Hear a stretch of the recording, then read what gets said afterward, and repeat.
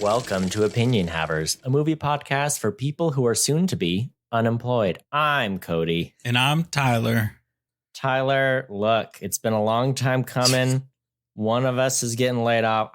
We won't say who because I think the people know. I think the people have known for a long time, which one it was coming for. But all I can say is my condolences. And what did we watch, Tyler?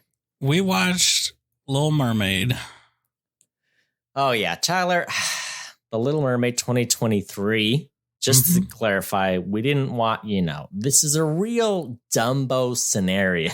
Okay, we did not watch the beloved old one. We watched the brand spanking new one, and just want to be clear.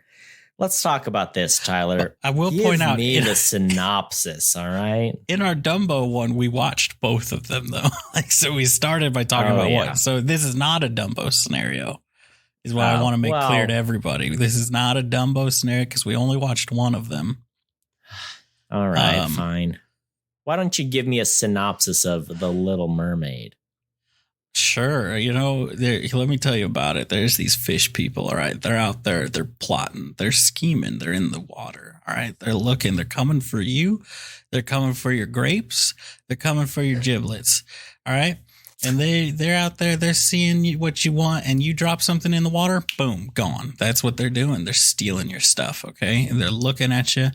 They're scheming to be on the world. They're cold. I'll tell you what, they're out there. They're cold.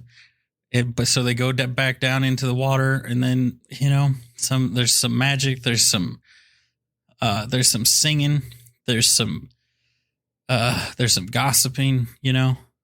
There's our Lord and Savior Javier Bardem out there looking hot underwater, and that the movie is really just the story of how hot is Javier Bardem. How can we take him, make him a psychopath, and then say, hey, but you would have his babies, right? And then it's like, but what if we dunked him in a tub of water and then he's just sitting there wet and cold and shivering? Would you have his babies then? And you say, yes, sir. That's the movie. Yep. Tyler, as always, you nailed it. You both lost me and you nailed it. And I applaud you for your skill. I'm going to tell you my hot take, didn't love this movie. I think there's some redeeming portions that were very well done. And the rest of it, I have so much to complain about. Tyler, why don't you tell me, how did this movie go for you? What's your hot take? Okay, here's the thing. I'm happy. I've never been more happy. Already hot and bothered. I've never been more happy and more just so upset than I am right now. Because I'll put you and Tiffany are firmly in the same area. There's no way pleasing you people. All right. There's no way. No, I got emotional talking to Tiffany, and it's going to happen again doing this, where it's like, there's nothing these people can do that will make you happy other than burning it all down. But then you'll be like, why aren't they coming out with movies anymore? Yeah, that's what you would do, Cody. That's you. You're just a bunch of whiners. And you're like, this is a movie. They came out with it. And you're like, but it's not the same. All right, fine. Let's put it out. Let's make it the same. But it's just the same. Oh. All right, let's make it a little different. Let's change some songs up. But it's not the same. That's you. That's you and all these other Disney kids. Disney kids, you grow up into Disney adults, and then you whine about these remakes. Let's be real, all right? What's the best one that they've ever come out with? All right, let's say it on 3. 1, 2, 3, RoboCop. That's the best remake they've ever done, okay? Cinderella, everybody's out here being like, Cinderella's not a remake. Boom, I said it. Oh, what? It's not a remake? No, because there's 100,000 Cinderella movies. Disney's just like, it's our turn to make a live-action Cinderella. If that's a remake, then every movie is just a remake of whatever it's based on. All right, let's say, all right, let's give me a movie. Give me a movie. What? Give me a movie? Yeah, a Disney movie. It's just any movie, Cody. Give me any movie that's ever been made ever. Gone with the Wind. Gone with the Wind. That's just a remake, Cody. That's a terrible remake. Tyler, it's a terrible remake of a previous thing.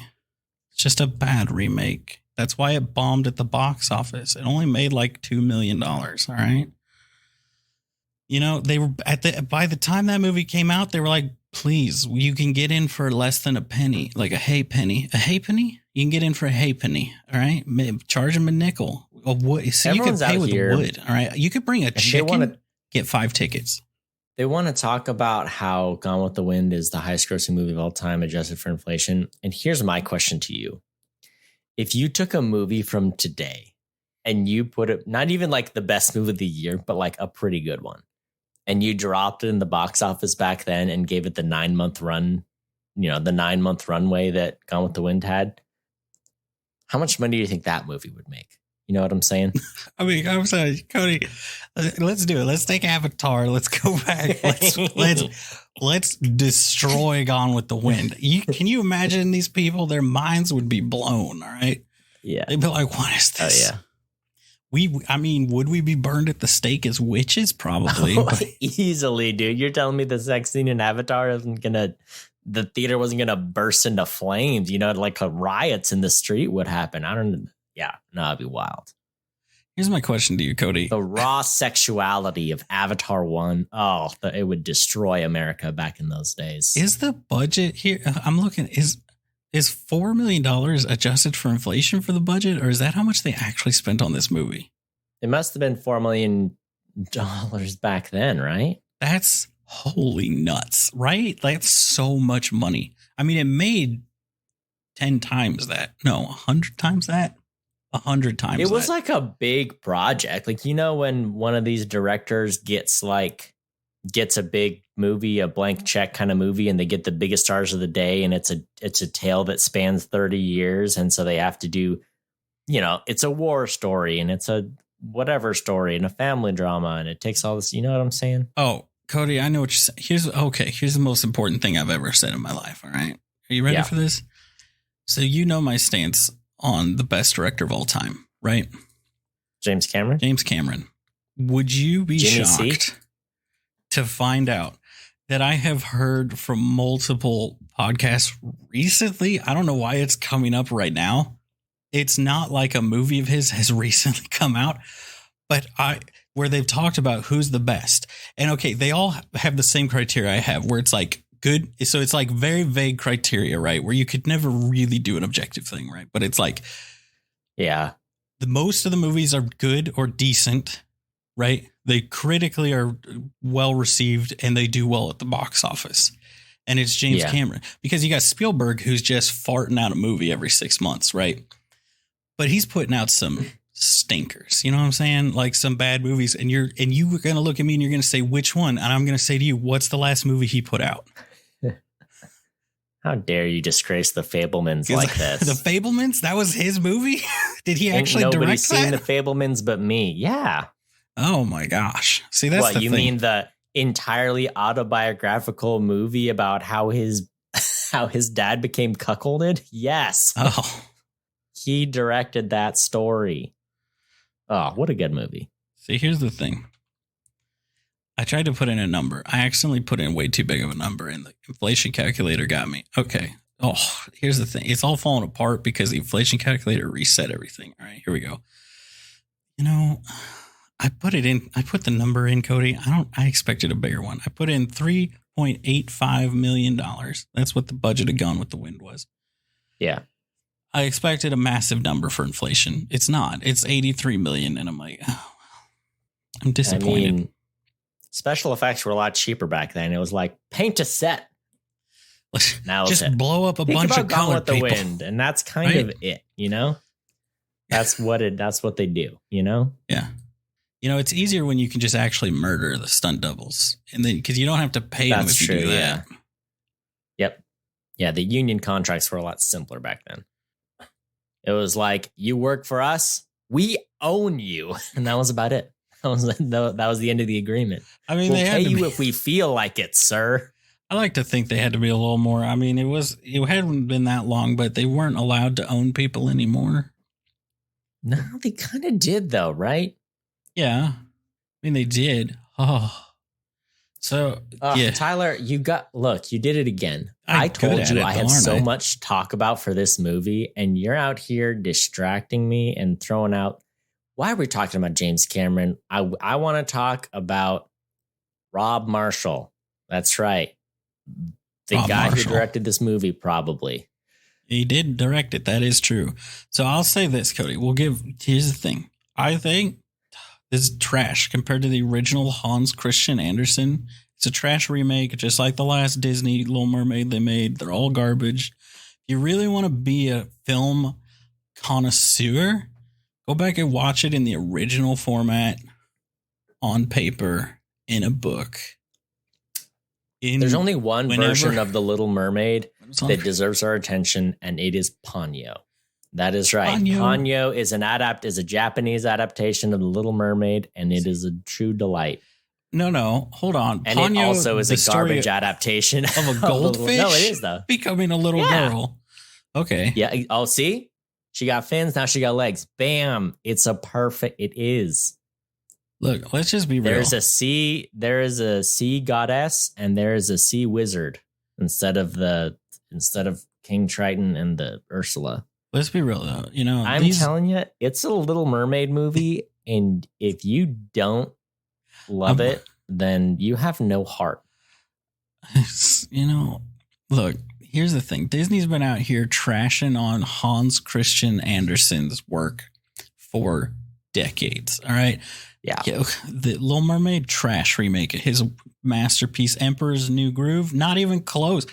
That man does not parade down the street and reveal himself to a child once in that movie. All right.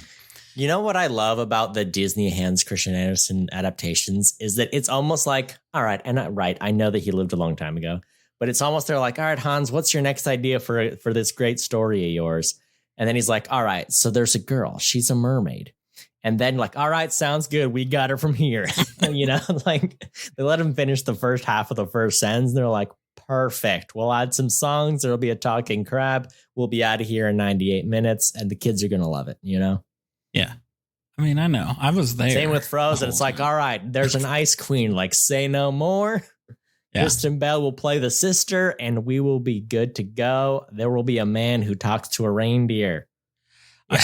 I love when people are like, I hate Frozen because the Snow Queen's so much better. I'm like, first off, you understand that you're talking about the story, like the philosophy, like first, okay, back it up, right?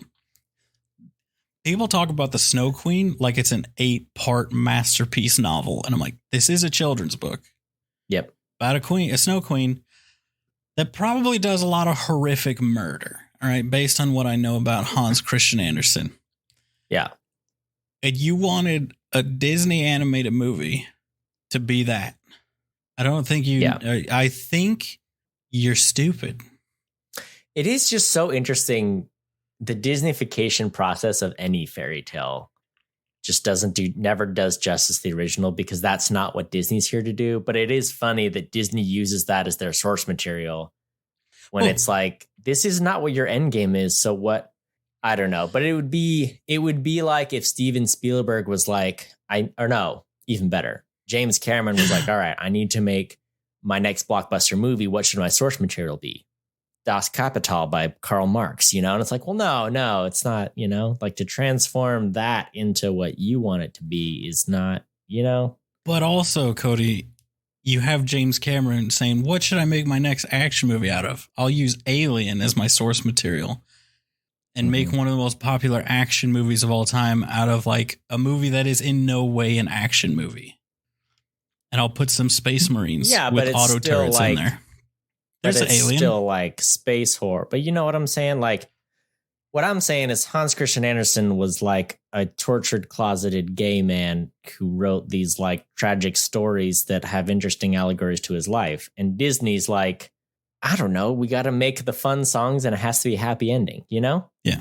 That's what I'm saying. They're putting like a really pretty nice, everything's fine facade on it. And they're kind of cutting out like the harsh social commentary and like, you know what I'm saying? Yeah, but that's all. I mean, the classic example is the Grimm's brothers, but that's all any like retailer or like story writer has ever done is they're just retelling older stories in a more modern context, right?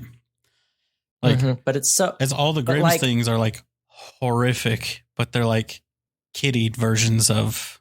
But Disney doesn't leave like room. They dominate the market in a way that they're like, oh no, this is how everyone will remember this story now, you know? Yeah, but I mean, okay. So there's like, I'm just saying there's like a lamentation for the original tale. Tyler, can I please get to the movie though? Because I want to talk about the movie. You're harping on this, Cody. I'm saying it's always happened. We haven't got into one of my notes. You're out here saying these kids are out here reading books. They should be out there dying to the predators. You know what I'm saying? Predator's not real, Cody. Alien killed them all. Okay? Now get in the dinghy. Get in the dinghy, Cody. Let's get in. I'm in the dinghy. Get in the dinghy. Hop in my dinghy. All right? This tiny, but it can fit us both, probably. And we can get over here into Spoiler Town via the Spoiler Lagoon. Spoiler Town, USA. I need to pull up my timer. Are you ready to do it? No, because I didn't pull up my timer. Like I never pull up the timer. You know that. Doing it. I'm ready. Are you going? Are you gonna do it? No, you're going first. I can't have you rebut everything I'm gonna say. All right, fine. It's fine. Okay. I need you to go so I can ignore everything you say and then get to what I have to say. Fine. All right, you shush now then. I'm starting my timer. All right, Cody, here's the thing. Not you and Bailey. I'm sure Bailey, she's probably also hating on this movie because she's a hater, all right? Y'all out there, you're all haters. This is the best Disney live action remake, hands down. I cannot believe how all the other ones, it's like, here's the thing. With all of the other ones, with the exception, I'll give you, all right, so I think that originally they did it good because Cinderella, I don't think it's the remake in the loosest sense because there are so many Cinderella stories that unless it is a shot for shot exactly the same, it can't. Could you call it a remake or is it just doing the same thing that everyone else has done for the last 50 years? All right. I know. Here's how I know that it's the same as all the other ones. Tiffany has watched every single Cinderella movie that has ever been made. And I thought that's not true. And then I find obscure ones and she's like, oh yeah, I like that one. Or nah, that one's not my favorite. That one's weird. All of them. Unless it's unless it's like a porn adaptation or a weird Norwegian horror movie, she's seen it. Okay. So that one's all right. Beauty and the Beast, I thought was fine, but it's like it was missing something, but they did something. Here's my example for that one, right? They cast that, whatever her name is, Hermie one, right? Because why? Because she's Belle in real life. So they got the essence, the oomph. And then they're like, here you go, dudes. I don't know who they handed it off to, but they're like, you know what we should do? Make it not as good. Make them not good. And then they had a bunch of flops, right? They put out Peter Pan. Let's be real. Look into my eyes, Cody. They put Peter Pan out to die on Disney Plus. Pinocchio. They got Tim Hanks for Pinocchio. All right. And they just put it out to no fanfare. I didn't even know it was out. All right. I'm waiting for it to be out. And Tiffany's like, it's out. And I'm like, huh. Then comes Little Mermaid. And I'm like, oh, this one's going to be fun. Everybody's like, Little Mermaid, she can't be colored. You can't have a colored mermaid in my movie. You can't be doing that now. It's fine. It was fine. Here's the thing. I loved it. They went with the Caribbean feel and the music. Here's the thing. Tiffany's like, I can't nail down the time period. If you thought that, Cody, because I know you did, I know you're like, it's not a period appropriate. None of it's period appropriate. They're playing on musical instruments traditionally made out of oil barrels while they have cannons on their ship. All right. There's no continuity here. There's nothing consistent about it. Okay. It's just, I'll tell you the time period. Disney fairy tale. That's the time period. All right. They're all there. They're doing stuff. Elsa and Anna are definitely up there somewhere in Norway. And that's all you need to know because they're the most important Disney ones. They're not Disney princesses, Cody. That's what you got to understand. They're Frozen. It's a separate brand. The sooner you understand that, the sooner we can move on with our lives. Okay. Javier Bardem looks so good in this movie. Can I look at me? He looks so good. And then they're like, what if we just got him kind of wet and half submerged him in water in his plastic armor? And I'm like, ooh, you shouldn't have done it like that. You shouldn't have done it this way.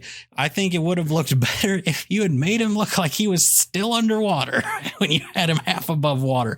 Can we talk about how half of the people, when she's going up the rock for her part of your world thing, she's shivering because she's freezing to death? Do it in a pool, my guy. Do it in a pool with a green screen behind you that's heated. Why are so many of the mermaids shivering when they're half out of the water? Did you actually take them to the ocean in the winter and just be like, yeah, just chill on this rock for like an hour and a half while we film you? What? I can't imagine they did anything else, because if you're visibly shivering in a movie where you're a mermaid, that's insane. Did you notice the shivering? Because it was the only part that really took me out of the movie for a second. Look at me. Did you know? Give me a nod or a head shake. Yeah, thumbs up. You didn't know how. You're going to be out here. You're about to poke holes in the dialogue of a children's book or a children's movie, and you're going to say you didn't notice the obvious shivering. Now, here's the thing. You could be like, oh, what about when they obviously just had a motor under the water on their little dinghy when it was like Poseidon push them? I was like, yeah, but that looked kind of cool. I was like, they did it all right. I mean, is it obviously just a boat with a motor? Yeah, but also there's no motors in this movie. So Cody, get over it. All right. You know, I thought the movie was fun. I thought it was colorful. I tell you, I loved the under the sea dance. It made me smile. I was dancing along to it. I was so happy. It made my day. I was so mad. I thought we were going to get locked out of the theater because we were running late, and they used to lock the doors. They don't lock the doors anymore. Theater was empty, but it was packed when we got there. That was crazy. All right, Tyler, I have to cut you off right there mid-sentence, and I'm going to go right into mine. Here I go. Did I notice the shivering? No. Did I notice a merman with the pointiest nipples I have ever seen? Yes. And I'm sure that is because he was cold. I'm talking about the end of the movie, showing all the merfolk. And let me tell you, I got took right out of it because one of the mermen, I mean, I've never seen nipples so small be so hard. All right. He was going through it. Okay. So there you go. You know, I hope that's a consolation. I hope you feel close to me. Now let's talk about this. Let's rail on Tyler for a bit. So over the last little while, I've been on paternity leave. No big deal. I've been able to see quite a few movies. And let me read all the movies I have seen over the last couple months that I've told Tyler I have seen this movie. If you see it, we can, do an episode on it. All right. We're going to go all the way back to Ant-Man 3. Ant-Man Quantumania, Guardians of the Galaxy Volume 3, Fast 10. Keep in mind, these are movies we have done the other, these are franchises. Spider-Man Across the Spider-Verse. I have seen so many movies in the last few weeks. And then you know what Tyler did yesterday? He was like, oh, we saw The Little Mermaid. I'm like, dude, this is the one movie that's come out in the last 2 months that I have not seen. I was so upset. You have no idea. My guy. Oh, I was like, I'm going to have to go. Here's the thing. It's fine because Bailey saw it. And I think I saw something else instead. And she wanted me to see it. She wanted someone to talk to about the movie. So it's fine. You may have saved my marriage because we had a great hour-long discussion. We went to bed late last night because we were talking about this movie, okay? It was past our bedtime, and we were talking about Javier Bardem as Poseidon, all right? Or King Triton. He's Poseidon in this one? Whatever. He's King Triton. Whatever, dude. All right, you haven't even seen this movie. So let's talk about the other reason why I'm upset. I'm a 30-year-old man, and I went to see Little Mermaid. You know when I went to see Little Mermaid? 7 p.m. on a Saturday night. And you know who else was seeing it at 7 p.m. on a Saturday night? Like 50 families. It was a packed theater with a bunch of families. And then me, a single man by himself at the front of the theater. I was so upset. It was the worst experience. I have never seen so many people talking and coming and going during a movie. I saw the same group of people come and go 4 times during the movie. And you're going to be like, well, it was like grown-ups and the kids had to use it. No, these were teenagers. There were teenagers coming and going. There were also parents and children coming and going. There are also children just coming and it was the same people over. And there was a never ending. It was like there was a moving sidewalk going up and down the staircase of just people coming and leaving. Now let's talk about the kids, because kids, they're dumb. You know, we know that about them and they don't know what's going on. And here's the thing. You're going to say, well, it's their first time seeing Little Mermaid. I would judge that based on the number of times they sang along to the songs, it was not their first time seeing The Little Mermaid, all right? The movie starts, you know who we see? Ariel. You know what I hear? Is that Ariel? Like, well, yep, it is. I'm so mad that you had to ask that question, little child. Number 2, someone says some mermaids. Yep, there's mermaids in the movie Little Mermaid, all right? You were the worst. You're ruining my day. You know, the other one, it's the action sequence. They're following Prince Eric and he's trying to save his dog and he falls off the boat and there's a body sinking in the water. Someone's like, who's that? Dude, who is that? It's Eric. How do you not know it's Eric? We've been following him for 5 minutes straight now. Finally, this is my personal favorite. This is like halfway through the movie. I want to sit down. I don't know why you're not sitting down. We're in a movie theater. All right, so there you go. Those are the terrible people I saw this movie with. If you were at AMC 7 p.m. last night, hit me up on Twitter. You know what? I can vent some more at you. Ooh, all right. Look, did I not like parts of this movie? I sure did. But, you know, I did like other parts. You're coming at me like I didn't. I liked a good bit. And, you know, there's an hour of this movie that was very good. I just think the rest of it was a hot mess at times. And I have so much more to say about it. And but now I have to hear what you have to say. It's the worst. So, it's just the worst. So here's the thing. It seems like most of your problems with the movie stem from Tyler, forced to see it. We're not. Nope. We're not doing this. It's many layers. Because I have gotten through the first 4 of my 30 notes. Okay, but I have plenty of problems with this movie. I just have more problems with you. But you were forced to see it first off. Which here's the thing: Tiffany offered up all of the ones, right? And so I was like, well, Cody's seen all these other ones, so you just pick the one. So I'm going to throw purely Tiffany under the bus of she knew what the ones you had seen, and she chose Little Mermaid. Oh my gosh. But she wanted to see it. So she'd been wanting to see it several times, and I had hard bailed on her several times. So, you know, that's how our relationship was built. Our second date was supposed to be me taking her to a movie. If you remember, Aladdin. Oh, the best remake.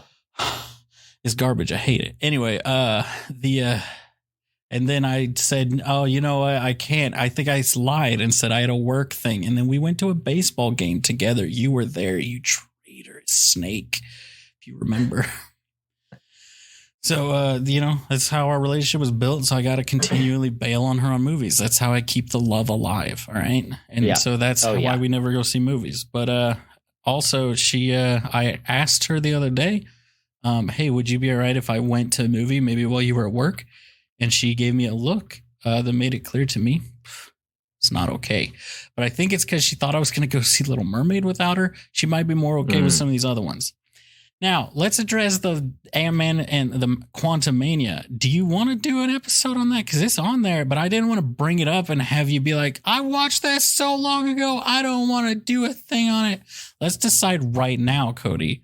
In this episode, are we doing an Ant-Man episode? We do all the Marvel movies. Why would we not do I'll suffer through it. Here's the thing. I'm going to love that movie because you guys have all said it's so bad. Unlike this movie. I haven't said dip. So I said nothing about it because I'm sitting on a treasure trove of notes Cody, you won't let me get to because you won't watch it. Distracting me from Little Mermaid. All right. Now, are your notes in chronological order? Did you take them while you're watching the movie? I would say no, they're not all chronological. I took a chunk of them on my bathroom break and the rest are after, you know, so they're all over, dude. Cody, we gotta figure out this bathroom break situation that you have to take in the middle of movies. Okay. No, let's talk about this because this is one of my number one complaints about this movie. Okay, look, I understand. They're between a rock and a hard place, right? They're remaking a movie. Ugh, so what are you going to do? Make it shot for shot? But then what's even the point of doing it? So you got to make it different, but you make it different and then you're not happy with it because it's not as good as the original. Because how are you going to make something as good as an original movie that has 3 Academy Awards? All right. When a movie has Academy Awards, you probably take pause before you're remaking it. All right. But here's the thing. They're cashing in on the nostalgia boat. Nostalgia boat. It's a Disney movie. So it's a family movie. So it's a kid's movie, but it's not a kid's movie because it's a remake. And you're making it for the millennials, the dirty, dirty millennials. Oh, that's who you're making it for. So you're making a kid's movie for adults and it's a remake and you can't make it the same and you can't make it different. So you're between a rock and a hard place. I understand that. But here's what you can't do. You can't add an hour to a kid's movie. You can't take a movie that was an hour and 20 minutes long and make it 2 hours and 15 minutes long. I have receipts, sir. I need you to Google the runtime of the original Little Mermaid. You'll see it's somewhere around 89 minutes? Or an hour and 20 minutes. And then you're going to Google the new Little Mermaid and you're going to forget that you were in the movie theater for over 2 hours for a kid's movie. Okay. You went to a kid's movie that was over 2 hours long. There's 50 extra minutes of footage. And that's why I had to take a bathroom break because I went to a kid's movie that was over 2 hours long. All right. That's what you don't understand. But is it a kid's movie? So that's my first beef with the movie is that it should have been a kid's movie. And the thing about the Disney animated movies is they get in and out quick. They're like, hey, we have these great songs. We got a good story. We got a cute animal. And we're going to go bam, bam, bam through the story, hit the beats and do all the fun stuff we have planned. And in this one, they're like, yeah, we have all these Oscar nominated and Oscar winning songs. We got to do those. Also, we have 3 new songs. Also, we want to expand out this stuff and we want to show off our new effects and we want to add in all these other dimensions to everybody's story. And all of a sudden, your movie's an hour longer than it used to be. And it's too long. The middle part of the movie I thought was great. I love the meet cute. I love the romance. All right. It was delightful. Kiss the Girl, best song in the movie, I thought, in terms of like the characters and how it was shot and how it looked. It was beautiful. So love that whole part. The ending was also like they added a bunch of stuff to it and it got a little muddy for me. It was all over the place. And the beginning, the first start, it was slow. It was slow as all get out, getting through the whole. And it shouldn't have been. Because there's a really clear script of how this movie goes because they won Oscars for how they did it last time. You know what I'm saying? So why was it an hour longer? Here's my opinion. You get 20 minutes. You can add 20 minutes to the runtime. So instead of an hour 20, it's an hour 40. That's the longest the kid's movie should be anyway, is an hour 40. 2 hours, that's really pushing it. 2 hours 20. What are you even doing, my guy? Can I be honest with you? Yeah. If you had asked me, like, was this longer than the original? No, because I'll be straight with you right now. When I watch the original one, I feel every single minute of it. I feel every second ticking by like molasses. All right. Just so slow. This one, I was like, man, they really cut a lot out of the original story. That's what I thought leaving this movie. I was like, man, they cut a lot out. The cook part. That's what's crazy is they did cut out a couple things. And then they added so much in that it's an hour longer.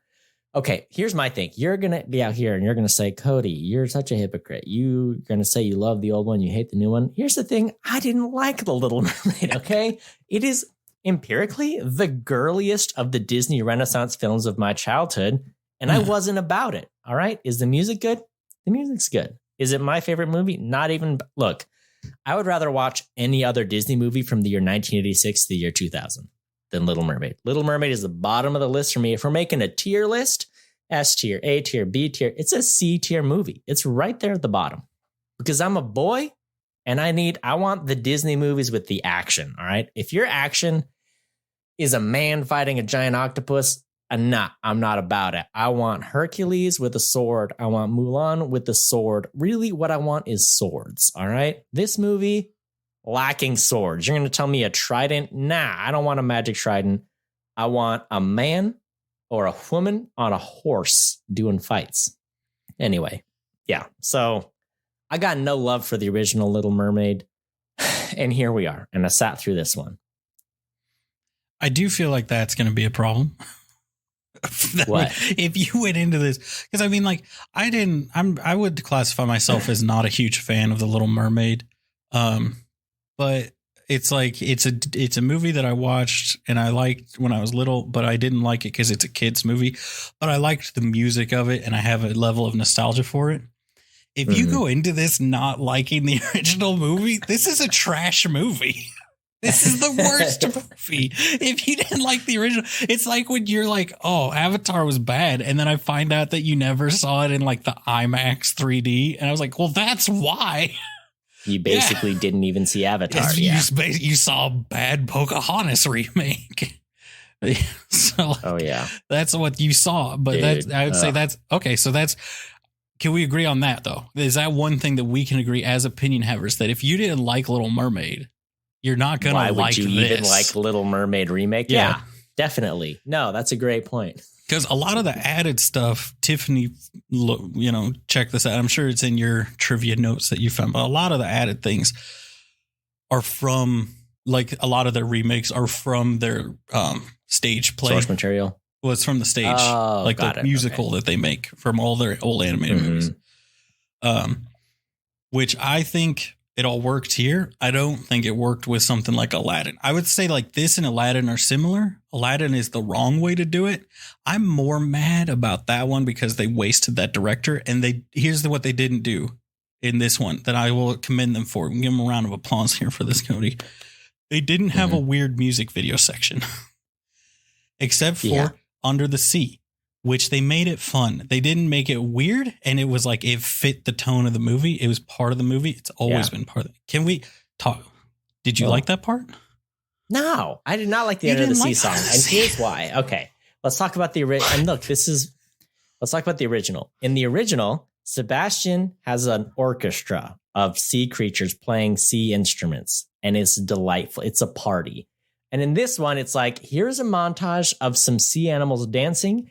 And it doesn't make sense because in the first one, he's like, look, I got to convince her. How are we going to convince her? Let's get together and make a band. All right. And they make a little ocean band and they convince her, except she leaves, obviously, because she doesn't care. And in this one, and here's the thing, they did some stuff that was so upsetting to me. And namely, touching the tentacles of the jellyfish? No, that's Tiffany's big problem. There's a cue in the song where a sea creature is supposed to, in a deep voice, go, yeah.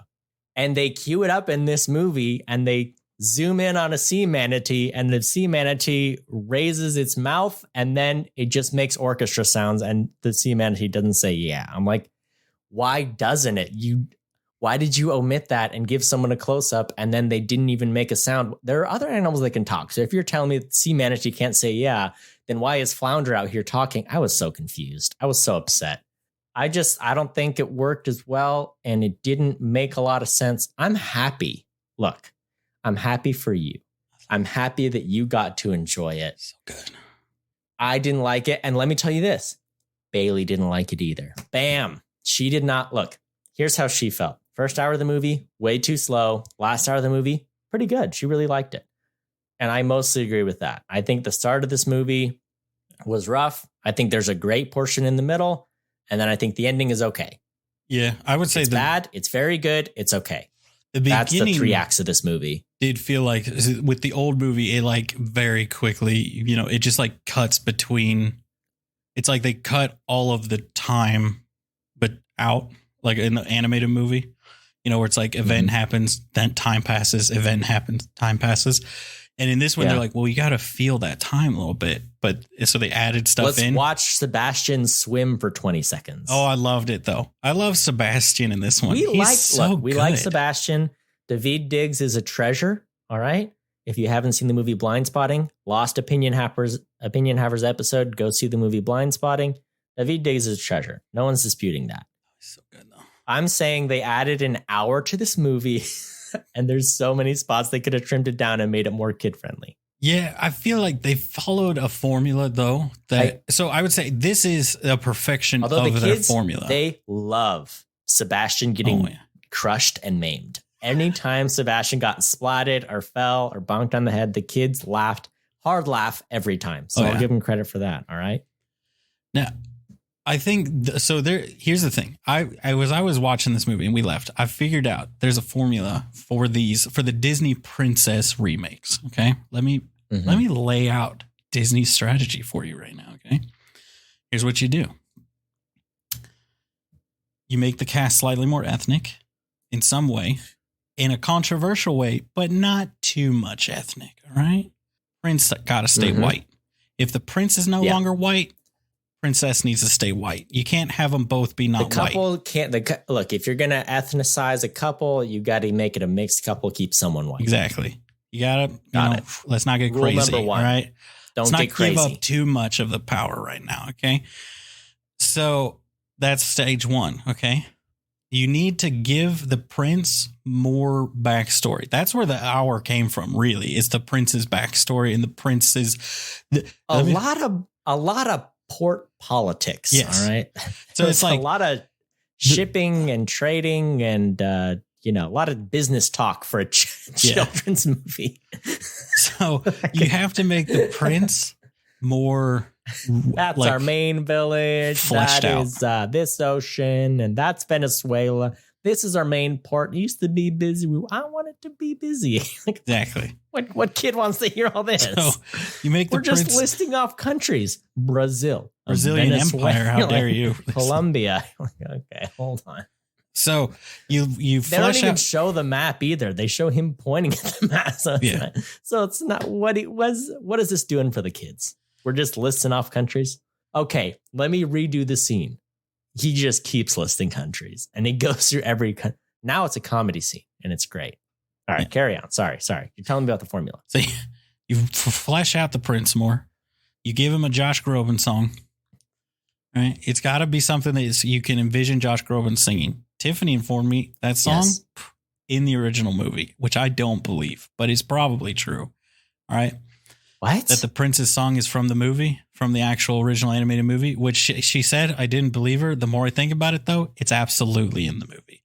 Is like I doubt it so much because I remember him doing his whole scene. Because I've never heard that song in my life. Maybe they added a verse or something. Guarantee it. It's in there. Once again, I will just say this. I told you I didn't like Little Mermaid. I cannot recall the last time I saw it.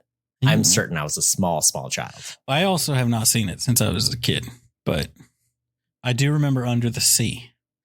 But the more I think about it, the more I can envision him on the boat with the same, like... Are we sure it's not like Little Mermaid 2 or 3 or the director's cut? Why would the prince be singing when that's his daughter? I'm just surprised because I thought Bailey would have called it out. Why would he be singing about his daughter finding him again and being his lover? That's weird and gross, dude. We're not... Dude. That's weird. All right? We're just going to move past that, Cody. I've never heard of this song.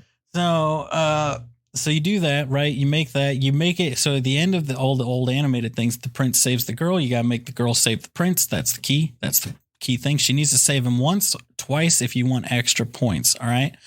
And you add in a couple more songs. You round out their love story with 2 to 3 extra scenes, which will add runtime, but that's fine because this movie isn't for kids. It's for their parents.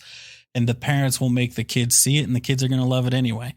They're going to be watching Bluey on their phone anyway. They can't pay attention to a 90-minute movie anyway. So who cares? They don't even know who Eric is after we've already spent a bunch of time establishing who Eric is. Yeah. So you do that, and then be better, children of America. Come on. Here's the thing. Tiffany and I saw a video the other day. She showed me like one of these. It's like a TikTok clip, right? And there was a kid, they were at a hibachi grill, where they do the stuff, little chop in front of you.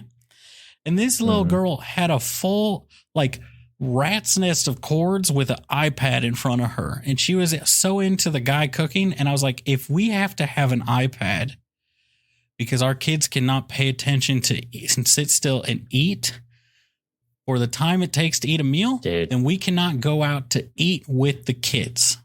We've had this discussion. Your kid can have the iPad all the time at home. I'm just saying, like, if you got to set up your kids like viewing it's getting station, real common. You see it all the time. Okay, if your kid can't pay attention to a meal, then you need to the kid can't go to a restaurant. And I think that's everybody be like, well, then what? You look at your phone during a meal. Yeah, I'm a grown up. I can do what I want. No one can stop me. You're a grown up. You got to teach the kid to not do that because that's worse. I don't sit there and watch a movie on my phone while eating in a restaurant.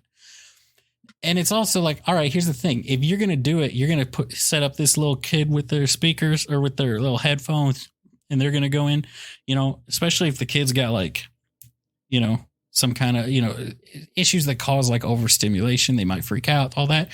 That's fine. I think it's not good for the kid, but if you know better, that's your kid. That's not my kid. But if you come and there are no headphones and that kid is blasting Little Mermaid 4 on speakerphone for the entire place to enjoy, I hate you. And I think you're a bad parent, and I'm calling social services. That's what's happening right now. It's rough, dude. It's rough. I feel like Bailey's on the side of blast Little Mermaid 4. Is that true? Is that right? Is that what's happening? No, she's anti tablet at restaurant. So you're a pro tablet at restaurant. Here's my thing. I can maybe accept it, but there's got to be earbuds or headphones involved. Well, that's what I'm saying. Like, you can do it. I don't want to do it for our kids, but especially like I would prefer not. I would really prefer not to. I mean, there are kids that will like. There are kids that have like, disorders and things like that. That they'll have a panic attack if you don't have that as a backup. That's right. Fine. But don't be. How many kids did you see playing on an iPad in your movie? Because mine was all full of like adults. I think we saw like, how sometimes like the last show is full of employees of the theater. I forgot this. You know what I mean? No, I don't know that, but I believe you to the. So it's like full of like late teens, early 20s people, and like it's packed, right? But it's like at 11 o'clock at night. That's because we go to a lot of the late showings because Tiffany gets off late. So it was that. So I think it was mostly like the employees or just 20 something. So it was like quiet. There wasn't a whole lot of singing along to stuff, but there also wasn't any like people getting up or very much anyway. So I didn't have that. I feel for you. You have bad luck when it comes to movie theaters. I will say that you got bad luck, dude. Well, Bailey had bad luck too, because she went to the movie like during the day and it was her, a grandma, and her 2 grandchildren. And let me tell you, the grandma booked the seat right next to Bailey. And one of the grandkids went to the back of the theater and played loud videos on a tablet. And then like came to the grandma in the middle and was like, I don't want to be here. I want to go. Not a whisper, but like, hey, can we go? And the grandma did nothing to quiet down any of the kids. It was awful. You got to kill that grandma. Yeah, I agree. You got to take her down. Choke her out. I'm calling BS on your wife, my dude. I'm looking at the soundtrack for the original Little Mermaid 1989 movie, and there is no song for Eric, dude. I'm watching this. We got Fathoms Below, main title score, fanfare score, Daughters of Triton by Kimmy Robertson, Part of Your World by Jodie Benson, Under the Sea by Samuel Lee Wright, Part of Your World reprised by Jodie Benson, Poor Unfortunate Souls by Pat Carroll, Les Poissons, which is the chef's song. There's Kiss the Girl by Samuel Lee Wright, and the rest are all score. So talk to me about that. Is it in the musical? Is it in the original musical? It might be from the musical. I'm trying to find a list of all the new songs, and it's just giving me the list of the soundtrack, which I never trust these lists, honestly, because they always are like, oh, this is the list. And then I'm like, okay. But there's like... missing a bunch of songs. Miranda wrote lyrics for Wild Uncharted Waters, which I'm guessing is that. That's this one he sings. That's his song. Oh, that's the one he sings. Here's the thing. I want this to not be in the original. Here's why. Because that's what I thought. And it fits my formula. It's a Josh Groban song. Yes. Or the Prince. That's what they do for all of them. And she's like, no, it's already in there. It's from the thing. But I'm seeing... Like you said, I see Lin-Manuel Miranda, but I also see him on Poor Unfortunate Soul. So, like... Well, they changed the lyrics. They changed like 2 words in that song. So, yeah. He also made a big day. He's like, I won't write new music for Sebastian. My guy, you're a liar and I hate you now because I see Kiss the Girl, Lin-Manuel Miranda.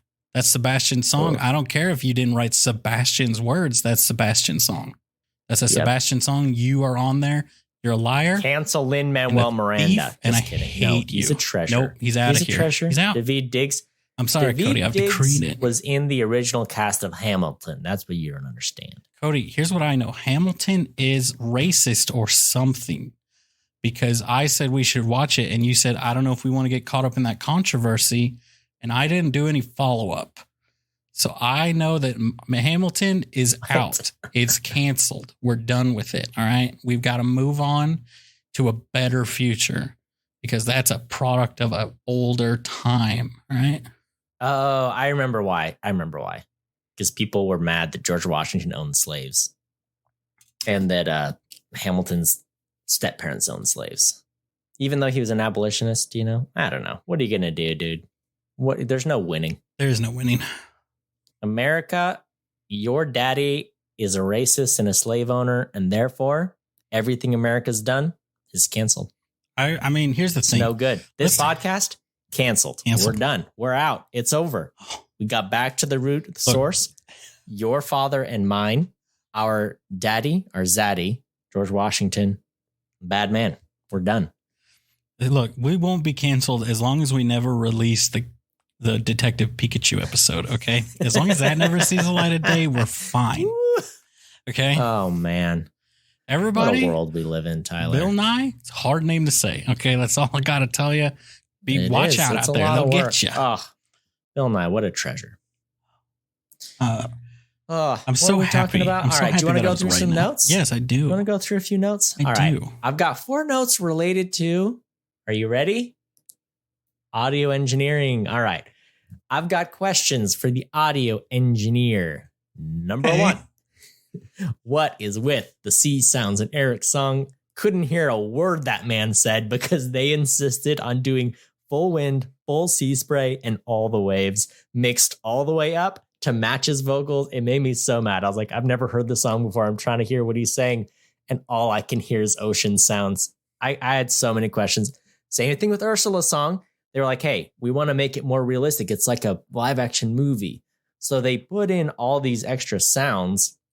And let me tell you, it made it harder to hear the music. All right. Am I wrong? Am I crazy? They did it in every song. Did you notice it? Did it bother you? Am I just crazy? I didn't notice it that he was going. I did think his music, okay, so I will roll it back because the sea spray.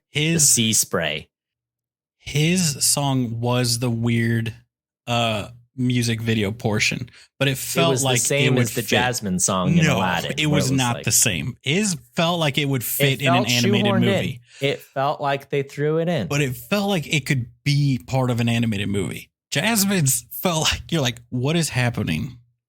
It's like when you go to an Asian restaurant and they're playing music, like music videos, and you're like, I didn't even know this style of music video existed, and it transfixes you. Yeah.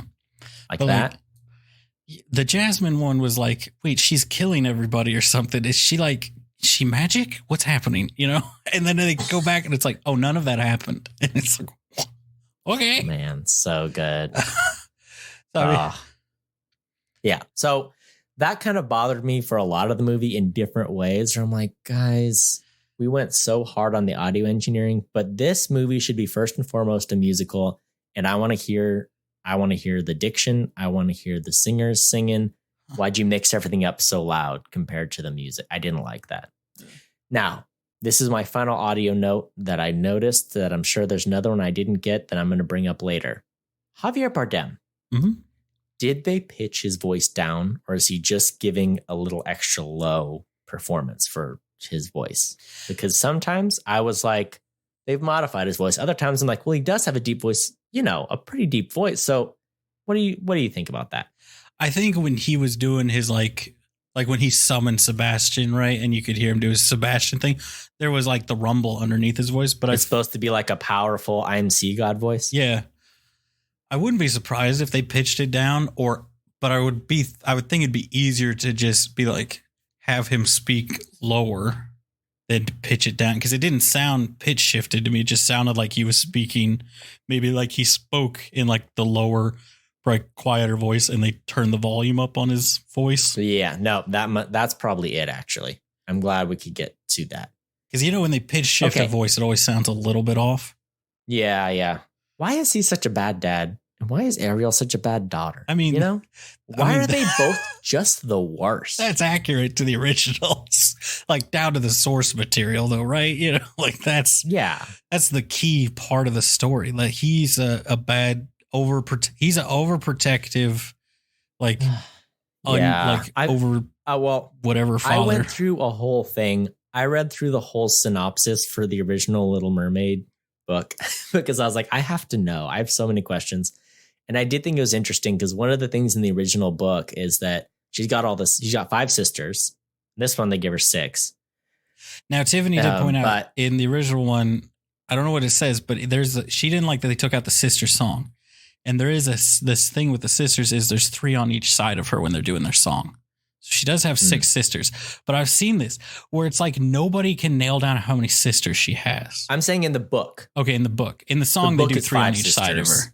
Yeah. So it's anyway, so I guess in the original book, it's like every year when one of their sisters turn 15, they get to go up and see the surface world. Like they're allowed to do that. Oh. And so that's like why she goes and she sees the firework. Anyway, so like every year she hears a different sister telling about the surface world. And that's what like sparks her interest in it. Whereas in this one, he's just like, hey, we don't talk to humans. Humans suck and you're not allowed up there. And I wish for a movie that added so much time, I have so many questions about, number one, what happened to King Triton's wife? Because he blames the humans for her death. Number 2, what happened with the beef between Ursula and King Triton? Because it's just like, I was banished, whatever. Okay, hold on. Maybe I missed something, right? Okay. And then number 3, what is with on land Queen Lady and her beef with the ocean gods?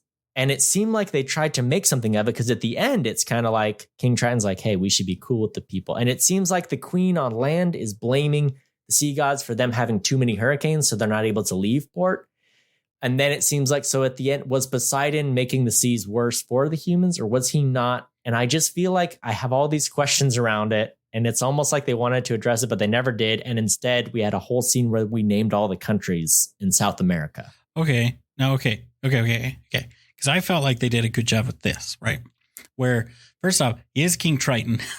He's not Poseidon. He is King Triton. They call him Triton. Ursula calls him Triton. He is Triton, not Poseidon. All right. I don't know why in my notes I called him Poseidon. Because he looks like Poseidon, right? He definitely does. Okay. So his wife died and it's the human's fault, right? And the queen on the land is like the husband died the king died in a shipwreck. So both of these people died. No. So you're saying that the king of the people is actually the queen of the sea. They're the same person. King Triton and the sea queen share a lover who is a non-binary, fluid, pansexual lover. Exactly. Who died in a shipwreck hurricane. Now this all makes sense. Right. Now I'm good to go. And I'm on board. This is a good movie. So, but that was the thing, right? I liked that. I felt like that didn't add any time, really. It was just kind of like, but I felt like that was one of the pieces. I thought maybe there was a chance for a connection there, but instead it was like, oh, we all got trauma with the sea / the land. Yeah, I thought they were going to link up at some point, That was my thing. Because they mentioned it so much, I was like, oh, this is moving towards something. Yeah. But then it really didn't. I thought they did a good job of making it, because it is like in the original, like the old animated movie, right? It's like there's the prince. Do you ever really see his parents other than like when they eat the meals and they're just kind of there like every fairy tale king and queen, right? They're just in the background like, oh, hey. Right. And the king's there doing his thing, right? I think he's small. I don't know. I feel like that's all I remember about him. Like every Disney king, he's a little tiny guy. Short kings out here unite, Gotta represent the short kings. But I felt like they made them, I think one thing they did do a good job of is they made the love story, like they made Eric and Ariel similar, like they made their parents similar, like their parents both got lost to the other world, basically. Mm-hmm. One parent, so the other parent became super overprotective. And so that they shared like a love for adventure and like an interest. So I did like that part of it. But like you said, I think they tried to add so much to flesh out this story when it's like, but like you said, this is a kid's movie and that stuff was left out of the original story because kids don't care about that. So you added all that in, adding an hour of runtime and you had to take chunks, like several minute chunks out of the original story of the animated story to put that in, you know, Oh, yeah. like this one, they tried to explain her interest in the surface world being like, they tried to explain the interest being like, well, her mother was interested in it while explaining her father's overprotectiveness instead of just being, she's just interested and her father is just overprotective, you know? Yeah. So would it have been better had they explained it more, cut out more of the stuff, or they would have made it longer or had to cut more out? Well, that's part of my beef with the movie a little bit is that I do like that at the end of the movie, they reconcile, like her and King Triton, and he sets her free and lets her make her choice and go on. Like, that's great. But my question is this movie about Ariel and Eric, or is it about Eric and his parents, or is it about Ariel and the king, or is it about Ursula versus the king? I don't know. I wish I knew what like the main storyline was. And my favorite storyline by far was Ariel and Eric. Yeah. But that was the middle of the movie, the part I liked the most. But then the beginning of the movie is not about Ariel and Eric very much. It's about Ariel versus King Triton. And then Ursula gets involved. So the last little bit is about Ursula versus the king versus Ariel. You know what I'm saying? I don't know. They cut a lot of Ursula out, didn't they? I mean, I guess neither one of us remembers the old movie. Maybe just because it was more compact, but I think the main beats are there, right? She meets her, she gives her the potion, and then she tricks her. She shows up on land as a brunette lady, and then they have a big fight at the end. So, I mean, I think her parts are all there. I think it's just with the more compact original version, she feels like she's in more of the movie, I'm guessing. Yeah. Well, I feel like there's more of her, like, conniving in the background. There's more of her wooing Prince Eric, that kind of stuff. And they really like, yeah, because in this one she just shows up and it's like, all right, we're about to propose. This is my intended. We're good. Yeah, because I mean they're on a ship doing a wedding on a ship or something in the original, right? And that's how they get the ship to stab Ursula. Spoilers. They stab her in both. In this one, it's like a shipwreck. Now, I do think some of the visuals, like the maelstrom and the ship look and everything, because the design of the world, they wanted to kind of try to evoke the, like, their, Caribbean, Pirates of the Caribbean look to certain things. Which I think Rob Marshall directed one of the Pirates movies, I think. So yeah, I mean, that was like, that's their design philosophy, I think, for the movie. Yeah. Or the look of it, when they started doing the whirlpool and the ships going the whirlpool, I was like, I've seen this done. They did this in Pirates 3. Can't pull the wool over my eyes. Which that's the one he directed. Yep. He also directed, Into the Woods. Yes. Okay. No, this is a whole other topic you've derailed me to. What's interesting about this is they did pick the right director, because this man directed Chicago, Academy Award-winning musical, Mary Poppins Returns, Into the Woods. Like, he is an established, I've done Disney blockbusters, I've done musicals. I should be able to handle this. I think they needed him and James Cameron to co-direct or something, because James Cameron would have nailed the water stuff and not been like, last shot, we got to show Javier Bardem out of the water, but real wet. You know what I'm saying? Like, James Cameron, there was not a shot with water in Avatar 2 that didn't look good. Whereas in this one, it was like, you point out the shivering. I pointed out the nipples, to my credit. And you know what I'm saying? Like, can we just take a second to appreciate this Adonis of a man that they got soaking wet and had sit, like, everyone else is sitting, like, you can barely notice them, really. Like, you could glance over and just think it's a bunch of floating beach balls or something. But they're no, dude, you're going to sit.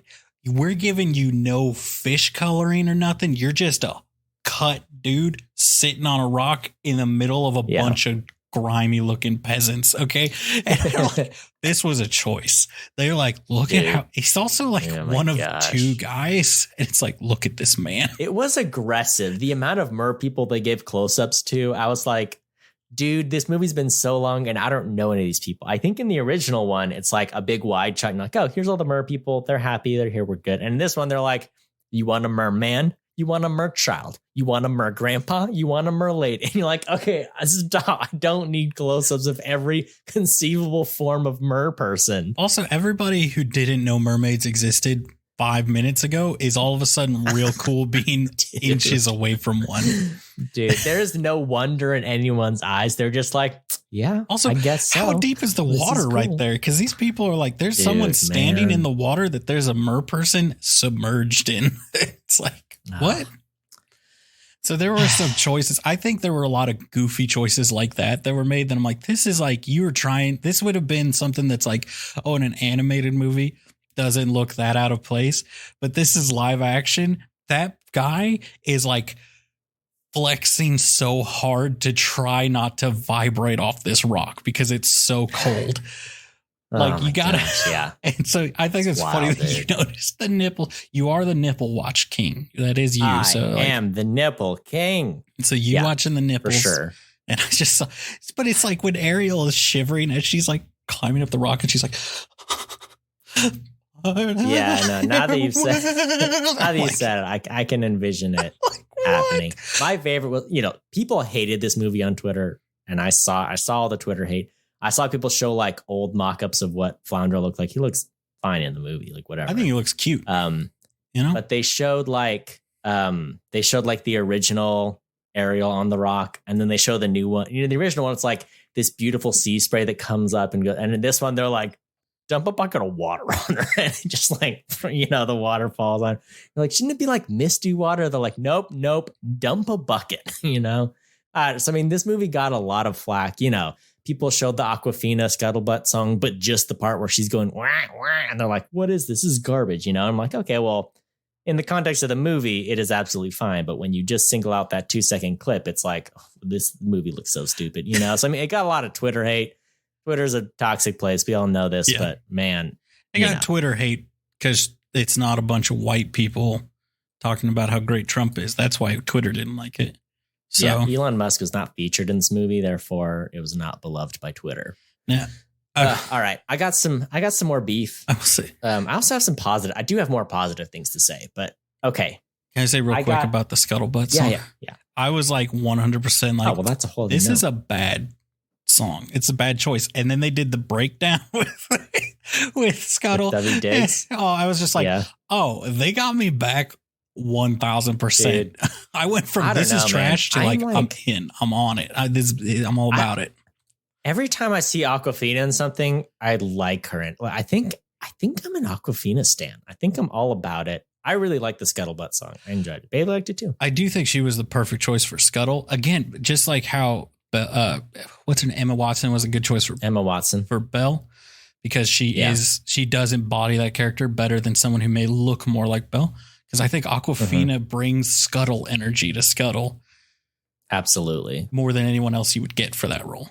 Yeah. I like Scuttle quite a bit. I like the song.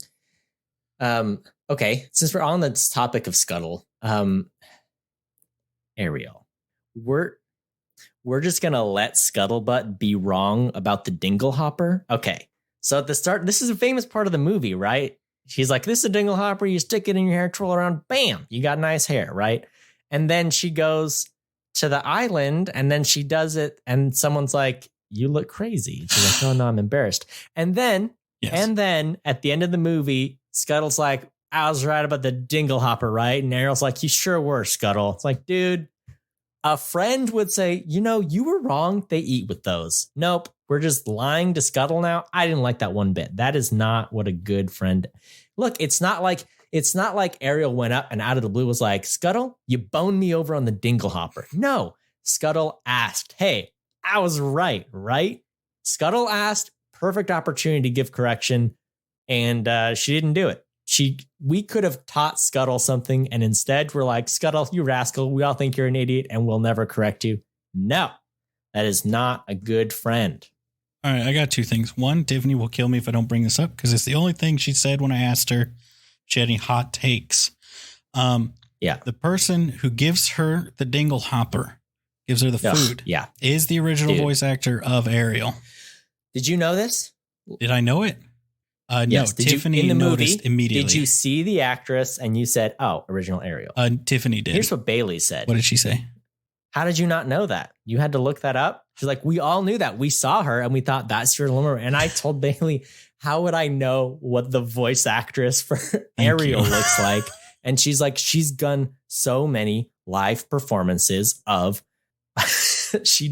of the songs. I'm like, you think I've watched people do live performances of Little Mermaid songs? Oh, I'm so glad. She was like, this is common knowledge. Everybody knows who she is, what she looks like, her name, Jodie Benson. Jodie Benson. But yeah. So anyway, this is what Tiffany said to me. Knows this woman on site easily. Knows her face, knows her voice. There you go. Let me tell you, Tiffany said to me as we were leaving the thing, she was like, I just can't believe Jodie Benson, Little Mermaid. And I was like, what do you mean? She's like, Jodie Benson. She was a Little Mermaid. And I was like, that's not the name. It was Halle Berry. It was the little Halle Bailey. Yeah. Halle Bailey, not Halle Berry. Not to be confused with Halle Berry, but yeah, it's so close. Halle Bailey. Ooh, it's right there, isn't it? It is one letter different to another famous actress in Hollywood. Ooh, Halle Bailey she's the actress. She's like, oh yeah, no, I know. I'm saying Jodie Benson, Little Mermaid. I finally had to be like, what are you talking about? Because let me just say she this just pointed at her shirt during the scene emphatically. I was like, oh, no.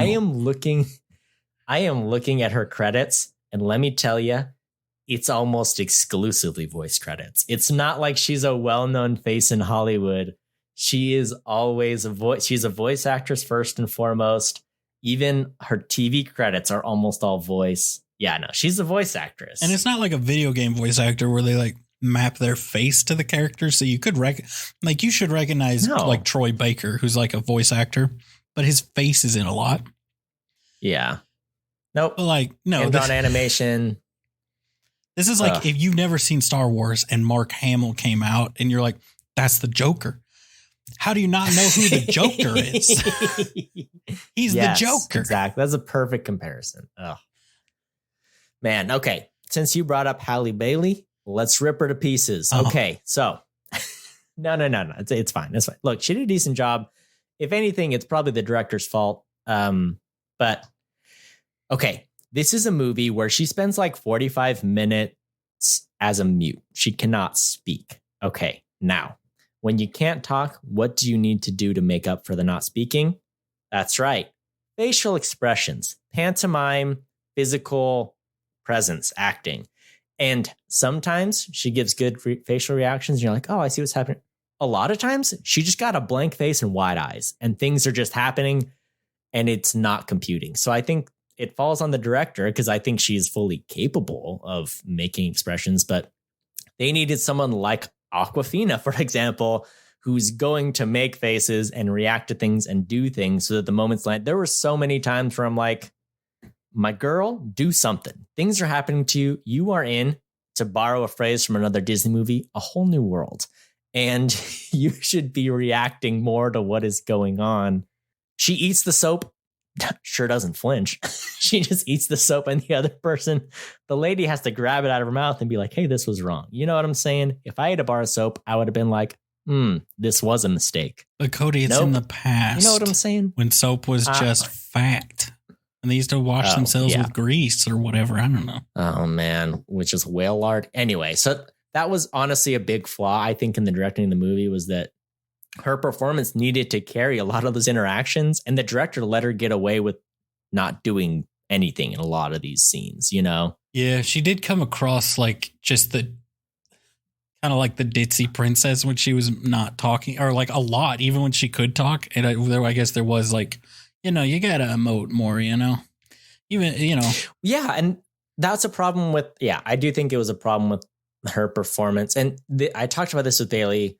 When you're doing an animated movie, especially like Disney animated movie this period of time, it's a lot of close-ups and everything that's happening, you're right in the action. You're seeing, it's all about the animation. And in this one, I feel like they did a lot of medium shots where it was like, oh, look, we're showing off the sea cave. We're showing off all the sea. We made all this pretty sea stuff. And between her not giving really emotive performance, and there being these wider shots, it didn't come off as energetic, and it wasn't popping for me, So I just think it was a poor choice on the directors. Like I said, I'm sure she's fully capable. Yeah. I don't think she was directed to give the best performance she could have, because we really needed her to communicate things. Furthermore, she's a mute, but they're like, oh, we got to give her, she's got to sing. So then she's singing in her head a song when she's like, look at how amazing the world is. But then her eye expressions are just like not doing anything. And at one point they're like, oh, we'll do the background black and it'll actually be her singing. And then that part was like, well, this makes sense. Why aren't we doing this before?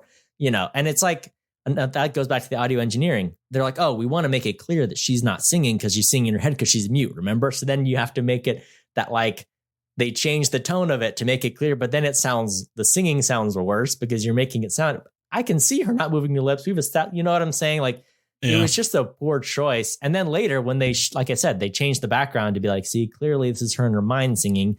Then the singing sounds better again because it's not pitched weird.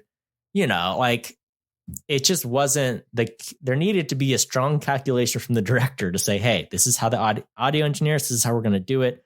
So we're going to make it work on screen, so it just was not a smart decision. I think it made it worse, right? Am I wrong? Am I crazy? Am I stupid? No, I think you're right. And I do think something like that comes down to the director because she emotes a lot when she's like talking to people and like, when she's like, gives Flounder the like Flounder, don't be a guppy song, and stuff. She's emoting that whole time, So she's doing the whole thing. She could have done the same facial expressions they did in the animated thing because she matched them a lot. Like you could tell, like so when the first scene was her and Flounder going to the shipwreck, and she's like, "Come on, Flounder, don't be a guppy." She like almost it feels like she matches the original movie and like how she says it and the facial expressions she makes and stuff.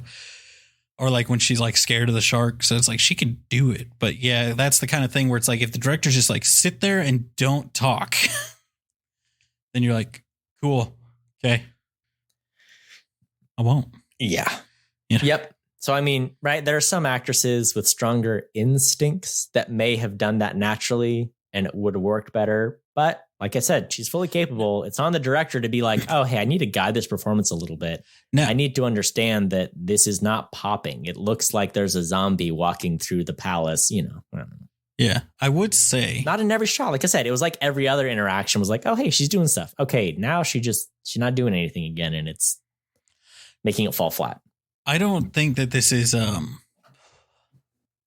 don't think this is good, right? But I've almost wonder if it was like, well, we don't want her like emoting too much or like miming too much, like she like like Ariel did in the animated movie, because people have had what at this point 20-30 years to figure out how you could tell Eric without being able to speak, without knowing the language, without being able to write, without anything. How could you communicate it? So it's like if she does anything outside of just sit there and look like she doesn't understand a thing that's happening around her, everyone's going to be like, why didn't she just be like, hey, it's me? That's what's wild too, is that like you're telling me she won over Prince Eric with her not doing nothing, right? I mean, I think it was cute. And she was, oh, look, she knows what all these sea objects are for. And he doesn't know. I thought that was great. Yeah. But there are moments where she is just giving him a nothing, and if I was on this date, I would feel very uncomfortable. You know what I'm saying? Yeah. Which that's the thing. I wonder if they were like, yeah, give him nothing. So it is a little awkward, but also don't pull focus. Cause this part is about Eric and him being like curious, but a dumb hunk. He needs to be the dumb hunk. Eric and you're is the supposed smart to girl. be a himbo, and they made him like a dude with a personality. What are they thinking? Just, I like the actor did Eric, but it is interesting. Eric's like the ultimate himbo, right? He sees a pretty girl and is like, I guess that's the one. She can't talk good enough for me, It does kind of paint their relationship in a weird light. What a sweet boy. Right, where like she won his love by using her siren song, which means that he only loved her because of a magical thing. And then she can't speak and he immediately dumps her for someone else with the siren song. So it's like, but he likes her and she can't speak so that he can just ramble for hours about maps. And so it's like, but I mean, is this a healthy relationship? His parents don't want to hear about him rambling about the maps. They want him to stay put. So it's, it's like when you get in front of a nerd or someone with like autism with a very specific fixation and they're like, oh, you're going to let me talk about this? Here we go. Oh, you've fallen You're my new favorite person. You've fallen prey to that. Tiffany knows about that. I'll go off on stuff for way too long. And then I hit a point. Here's what I do, Cody. I hit a point where I realize I'm rambling and then I'm like, I'm going to just get more and more insane to see, because a lot of times I know people tune out, and Tiffany especially just stops listening. And she does. It's not that she tunes me out like she's not really paying attention. She genuinely doesn't know I'm still talking. So I will get to the point where I am just spouting insane garbage about nothing. And I'm like, Tyler, well, let me tell you this. If there were one person, look, there are two people in my life that can filibuster. Like, no, if I had to pick one person to like, hey, we need a 3-hour filibuster or the world's going to end, I would let you or my brother do rock, paper, scissors for it. You know, I would just say, hey, rock, paper, scissors, either one of you fully capable. No one else in my life could do this. All right. It's up to you two to save the world. Pick any topic. You have 3 hours. Go. Yeah, I could do it. I feel like, here's the thing, because I've thought about this recently. Could I filibuster? And then I'm like, I don't know if I could, because I feel like once I get to the point where I reach like a peak, like working myself up over something, and then I'm like, all right, I got it out of my system, I'm good.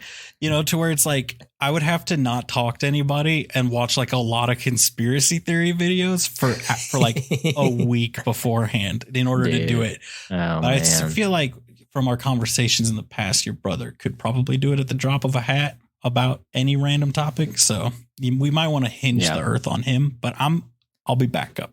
I'll be the same. I think you'd be an excellent alternate. Yeah. I mean, you're right there, dude. I could do it, you know? Man, I got some more notes. If we're going to rip on Halle Bailey, I just got one or two. No, I just got one more. All right, here's what it is. If your job is to sing a song, don't you dare show up here and speak a line to me. I am livid, okay? You get, if any, you get one. And they did it a few times. And it's the cardinal sin of musicals when you're like, I got to make this my own. So instead of singing this line, I'm going to say it. And here's what they do it. They do it in the original movie and it's fine. Okay. Walking around on those. What's that word again? Feet. So she kind of says, she doesn't really sing feet. She kind of says feet. All right. Halle Bailey, she said feet and she picked 2 or 3 other lines where she's like, I'm not going to sing this one out. I'm kind of going to speak it more. It's like, no, you're a singer. Your job is to sing. I want to hear the notes. I want to hear you sing. I don't care if you think this line sounds good spoken. You're singing a song. I felt like they did that song exactly. I almost feel like they reshot that song except for the very end because she had her own little takes. All right. She had her own little takes on those line deliveries. Don't you tell me she spoke it even more in the original one because she's like singing and she's like, what do they call them? And that's what she does in this one. But she's like, what How do they dare call you? them? You slandering Jodie Benson, Yes. the woman we all know. Did by Jodie name, Benson sing? Voice and face. No. Oh, man. It's like, I don't think she sang the original stuff. That was she back, did. Okay, because that was back when they would have like Jodie Benson. voice actor and then the singing voice actor, you know? Jodie Benson Because we all know is the singer of the song. She does singing. All right. It's the classic example. It's Shen. Let's right, talk about Mulan. let's talk about some good stuff. All right. Yeah. Kiss the Girl, my favorite Shang. song in the movie. I thought they did it well. Look, here's my problem with some of the songs in the movie. They weren't colorful enough, or it wasn't quite executed to the, Daveed Diggs, a treasure. Aquafina, she's great.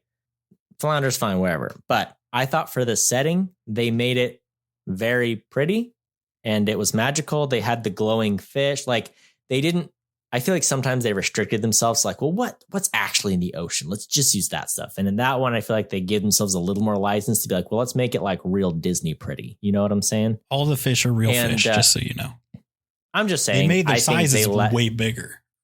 They let this one go a little more. And I thought it was really pretty. And I enjoyed, I enjoyed that song. I thought it was great. I liked their little romance, I thought that should have been the focus of the film instead of trying to expand it out and be like, let's give them more motivation. Like, look, it's a little romance movie.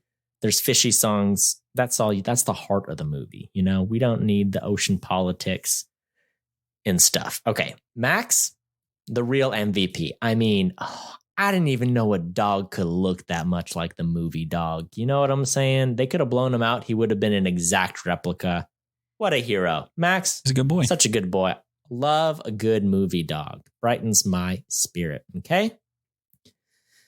All right. Now I only have bad notes, but there's only 4 left. All right. Do you want me to run through them? Give them to me. All right. First and foremost, one thing they changed, her whole mission, right? She's like, hey, you got feet now. You got to go to the place. You got to kiss the boy. You got to kiss Prince Eric. And that's the whole thing. And in this movie, they're like, hey, don't you be cheating nothing. It's got to be true love's kiss. Also, caveat, you're going to forget about it. And I thought that was the stupidest thing to add because it's like you already closed the loophole, right? It can't just be a kiss. It has to be true love's kiss. And how does it make it better to have her have no idea what she's there to do? I don't understand how that makes the movie better. I think it makes it worse. Like she has no motivation now. She's just around soaking it all in, what it's like to have feet. Is that from it's a romance. The they both story? love each other. They just don't know they're the ones each other loving, you know? Yeah. Is that from the original story? I thought it was such a dumb. That's the only thing I could think of. I'm certain that it wasn't like, hey, you forgot that you were going to have to kiss him. Because what even is that test? You know what I'm saying? It's like, hey, your job, go to the store, buy milk. But here's the thing. Once you get to the store, you're going to have no idea what you're supposed to buy. Cody, that's my life, all right? And I can tell you, but this sea witch can just stop. Why is this compelling television? You know what I'm saying? Anyway, more beef. Okay. Ariel, what does she want more than anything? Look, this is the movie that coined the phrase, the I want song. You know what I'm saying? I want to be where the people are. She wants to be on land. That is her primary purpose and goal. Where does she not want to be? The sea. She doesn't want to be under the sea. She was not convinced by the crustacean band or any of their gimmicks. Okay. So at the end of the movie, what happens? She goes on land and Prince Eric takes her out to sea. What? Because she's on top of the sea. She doesn't want to be at sea. She wants to be on land. No, she wants to be where the people are. You saw how bad she were at swimming. She doesn't want to be on a boat. Get out of here. Anyway, I just think that's kind of, I just think it's funny. What happened to the mom? What is Ursula's beef, right? Like, what did she do that was so bad? Did I miss it? All right, what did she do? First off, I'm pretty sure it's just nebulous. Like, Triton's the brother, she's the sister. He banished her for being an evil witch. Are they? Now, let me tell you. Are they siblings in the original? Yes, I believe so. Here's the thing. There's books about the villains' backstories. Are they canon? No. But are they juicy? Yes. Here, let's talk about it. Triton's the bad guy. Let me learn you something big. Whoa. Triton wanted to be king, but guess who's in his way? Big sis Ursula, who is actually in line for the throne. What is Triton? This is like a Maleficent style. Oh, Maleficent is a separate book, fiction. I'll have you know, okay? This is a book series about all the villains. It's called Villains, all right? So what does he got to do? He has to prove that Ursula's unfit to be queen. So what is he? Actually, the options presented to him are kill Ursula or prove that she can't be queen. So what does he do? He uses his witch powers. Wow, right? To make her human, wipe her memory, and abandon her on an island with the people. Right? Then through a series where the people of Disney princess-esque adventures, Ursula gets her memory back, returns to the sea, and finds that not only has everybody just been like, cool, yeah, you abandoned, she's unfit to be queen. You wiped her memory and abandoned her on an island full of people. And so then she came back and was like pissed, which can we agree? Fair. And then she starts doing some minor shenanigans. And that's her story. And for that, she's labeled the villain. Let's reiterate. Let's go run down it again. Triton kidnaps his sister, wipes her memory, changes her species, abandons her on an alien world, essentially, and then it goes back to become king and pretends that then he goes back and they're like, all right, to stay king, you have to either prove that she definitely can't be queen, or you need to go back to that island and kill her. So what does he do? He goes back. he makes her seem like a crazy person, and I think changes her to an octopus and says, look, she can't do it, and then takes her back and leaves her there again. Or maybe he just leaves her in the middle of the ocean. I don't know. All I know is that this man is wiping her memory and messing with her a lot. And then she's like, I'm going to start some stuff, right? I think that's fair. It just, for me, it was a perfect opportunity to blame her for killing the mom, or blame her for all the hurricanes that are troubling the people that kill. You know what I'm saying? Yeah, I agree. It's fine that they didn't, but they expanded out so much other lore of like, you know, I was like, hey, wrap it up, tie it together, make it good, you know? Yeah, like I would have it be like, oh, or like somehow she tricked the king into killing the sea queen, and then Triton killed the king or something like that. Like, it would be like that. But that's the thing, is that I'm sure somebody's like, why don't we do that? But someone's like, but we've established that she likes to start shenanigans. So if you're her all-powerful like, we don't brother, want her to be a redeemed villain. We want to be able to kill her at the end and feel good about it. Well, but also if you're her brother who knows that she wants to just start a war or something between the surface and the ocean, and she's like doing stuff, would you then be like, the surface, the humans are the problem here? And not be like, well, it's obviously the person who is known in all the oceans as the person that likes to stir the pot professionally, you know? Yeah. So I feel like they painted themselves into a corner with that one. Yeah, and they just abandoned it. Oh yeah, they did. I have one final note. Give it to me. The ending shot of the movie. You've gone through the movie, and what is your final frame going to be? What would you say? What would you say would be the ideal? Hey, this is our final frame. We're going to fade to black. This is what the movie is all about. This is how we finish. I feel like there's two options.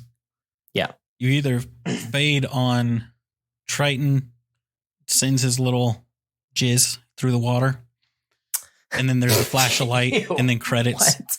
Or you do that, you have a wedding scene, and then you pan up to like the sunset, and then you're done. Yeah. I would have cut out that whole end piece. All right. Here's what they did in this movie. The boat, he pushes the boat and the boat's moving away. And then it's just open ocean for a few seconds. End of movie. Yeah. It's essentially a blank shot for the end of it doesn't show them leaving. It's like, oh, they left frame and now we're just looking at water. There's no waves happening. It's not really a sunset shot either. It's just like water, end of movie. Really awkward. It should have been them on the boat waving goodbye, or King Triton and the fish people on shore waving goodbye. In the original movie, it is Ariel and Eric kissing on the boat, and then it fades to black. So I just thought it was, once again, it goes back to the directing, but it's like, hey, what's the final message you want to send to the movie? And it's just blank ocean water. You know what I'm saying? I just didn't agree with it. I thought it was a poor use of a final shot. Yeah, it was a little like the ending felt like it kind of kept going after several chances to end it. The last 20 minutes for me was like, is this how we're ending it? Is this the big conflict? Is it? Okay, all right. We got a little more to go. Okay, we're doing this. We're over here. We're doing that. Like I said, I think the middle of the movie was pretty good. The beginning was rough and the end was just okay. I'll agree that. The ending was a little like rushed, but also took forever.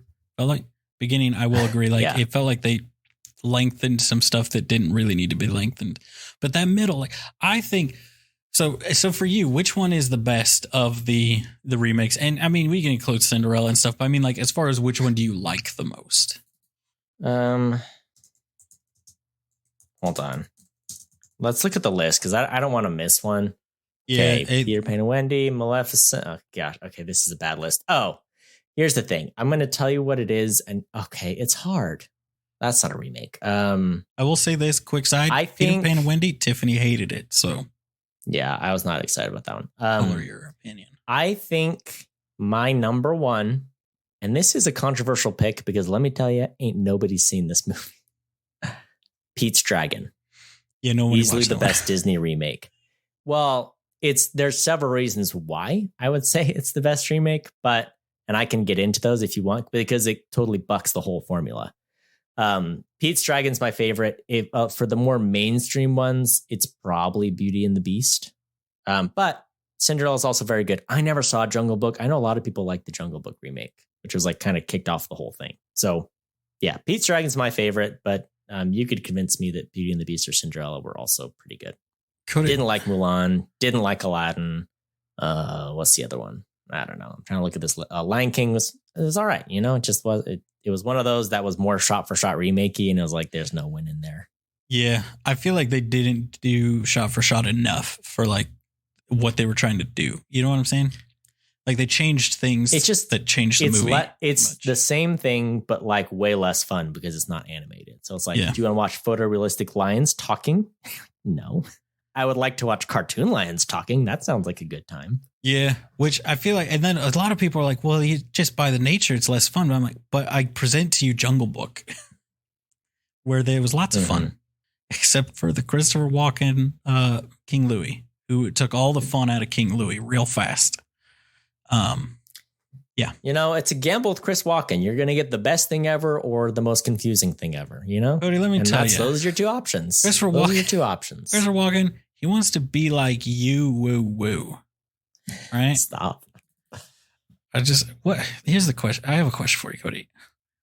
Why did I find the plot summary of The Little Mermaid and start reading through it? What piece of information was I looking to see if it's from the original movie? Because I could not tell you. All I could tell you is that I got to the end where I forgot that she just dies in the original story. And I'm like, Hans, okay, who hurt you? All right. I read like the expanded plot synopsis though, and according to that, she doesn't die. She becomes an air spirit. She does becomes an air spirit, but she has the opportunity to win an immortal soul. So mermaids live 300 years, but then they turn into sea foam. Humans live a short life, but they have a chance. They have an eternal soul, so they have a chance to go to heaven. And so she was excited about that, among other things. But then she loses the opportunity because she has a choice where she can kill Prince Eric and become a mermaid again, or she can turn into sea foam. And then but she becomes an air spirit. And so in a way, she does have the opportunity for eternal life again. So it's actually kind of beautiful. I didn't see that she turned into sea foam. Yeah, she turns into sea foam. The synopsis she's supposed to feel like nothing. She's supposed to just disappear. But then she's like, oh, wait, no, I'm still around. And then it's like, oh, you're an air spirit now. And it's like, oh, cool. Yeah. She'll one day go to heaven. So I guess that's the story. That's the story is that, hey, if you go for it and you're a person that you change your entire life for and abandon your family and move to a whole new place. And like, if you change your whole life in a relationship and then they immediately abandon you for someone else, good for you. You'll go to heaven now. Yeah. As long as you're a woman that does whatever you can for a man. Right? Is that the story? I guess. Look, Tiffany moved across the country for me and she says everything's going great for her. So I feel like that's the story. So I mean, I think the other lesson of Little Mermaid is that life is pain, because she comes to the shore and it's like walking on knives is what they talk about with her walking and like dance. She can dance better than anyone else in the world, but it's painful for her. And Eric is like, I like you watching you dance. Anyway, I'm not into you. I remember. So it's like, it's like a whole thing. I don't know. Hans Christian Andersen had a tough life. It's hard. I remember it was hard to be a gay man when it's illegal stuff. To be a gay man in your country, I remember, right. I remember what I was looking for.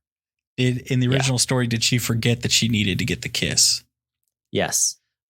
Which is that the goal? Is to get the kiss? Is that the gives her legs in exchange for her voice? Or just to fall in love with her? Her tongue. That's what she gives up. Her tongue. So she could still sing her siren song. Because that's the throat. Right? Yeah.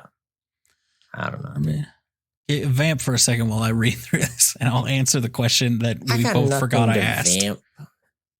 Look, you made me burn through all mine. You made me talk about this movie for an hour and 40 minutes. All right. That's on you, dude. I went out here. Man, I watched this whole movie in a movie theater. Oh, she gets the power to dance. And then I listened to adults lie to their children and be like, that was so good, wasn't it? It's like, no, it wasn't. Oh, and how about this one? People singing along in the movie theater. Let's not. All right. Sometimes there are special screenings where like, hey, this is a sing-along version. We put the words on the screen. Great. That's a lot of fun. When I'm in a movie theater listening to a professional sing, I don't want to hear someone singing it worse behind me. Okay. No. Hold on. Yeah. I've been taken through a journey. All right. Let me run down the stuff that this woman goes through in this original story and why this is the superior version. Rough, dude. So the potion makes her feel like a sword goes through her body. She can dance really good, but she's going to feel like she's walking on sharp knives constantly. Yes. And then she has to win over the prince and marry him so that so a part of his soul will flow into her. Yes. And her reward is him going, nah. And then she becomes a spirit, like a daughter of the air. And then they're like, yeah, you can get an immortal soul. Like you're halfway there. Yep. You know, that's so she doesn't actually get a soul. They're like, yeah, you made it halfway. We're air spirits, but we don't have souls, but you can earn one here. Yeah. She's got to do good deeds for humankind for 300 years. So here's what the moral of the story, ladies. Dedicate your life to a man and maybe he'll give you a piece of his soul. If he rejects you, dedicate the rest of your life to doing good deeds for other men, and maybe we'll deign to grant you a soul. As men, we have the souls, right? Yep. Is that the Cody? Mer people don't have no souls because they're fish. That's what you understand. It all fits. You need feet to have a soul. Ladies. That's why it's called the soles of your feet, you idiot. That's why it hurt on a walk, because she didn't have souls. My goodness. Ugh. All right, I'm fresh out of notes. I've kind of told you my gist of the movie, right? If you watch that middle part, it's like, this is pretty good. They did a good job with this. And if you watch the rest of it, it's like, wow. I mean, there's a lot going on here, and it has taken a while. Yeah. I mean, knowing that you didn't like that you don't have like a love for the original, like, or the animated movie, it makes sense you didn't like it. I think like any of these animated things, if you didn't like it. We didn't address the original, the politics. You briefly touched on replacing of doing, you got to do one person a new ethnicity, but then keep one person white still. I will say this. I'm not like upset that they've got, I have family members that might be a little upset that there's a black Ariel, but I really don't have a problem with it. I just feel for the gingers because of all the white princesses, they took the redhead away. And that is the only thing that makes me a little uneasy. I'm like, you could have took away any of the other one. If you did Cinderella, if you did Sleeping Beauty, if you did Beauty and the Beast, I wouldn't have batted an eye, to be honest. But those poor gingers, they got nothing going for them. They're a dying breed. No one likes them. They get teased their whole life. And what do they get for it? You got Black Ariel. So there you go.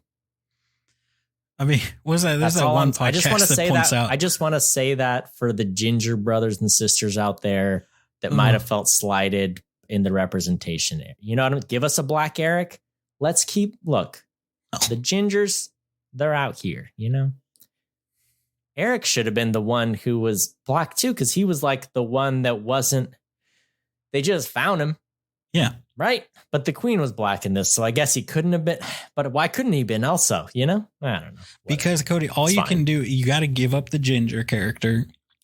To replace it with to replace it or redheads with a black. Because they ain't got no soul. They don't have souls. They have fans, Cody. It would have been perfect. Yeah. Oh, golly. So anyway, just wanted to point that out. That's something not everyone's talking about. It's not a white versus black thing. It's a gingers versus the world thing. I think that's the real issue. So there you go. Yeah. So you didn't, you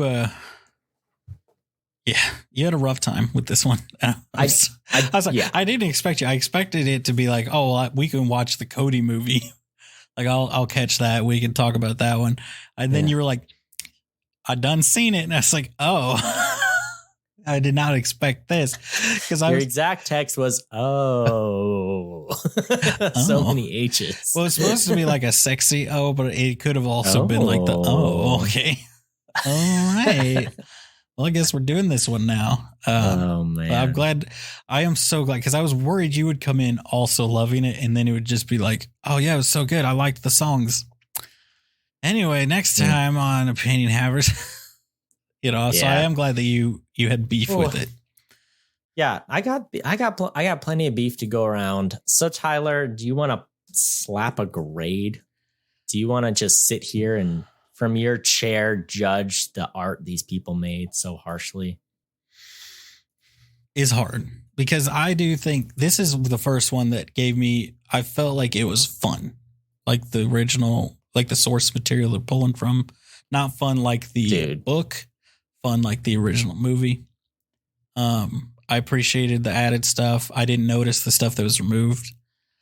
I want to give it like an A for the funness, but like things like not just, leaving in so many shots where people are shivering, having Ursula still look like she's underwater in the reflection, but then just leaving Javier out there like he's been dunked in a dunk tank, in his wig and his plastic armor, when you could have just made it still flow around him. You did that already with another character. Not possible.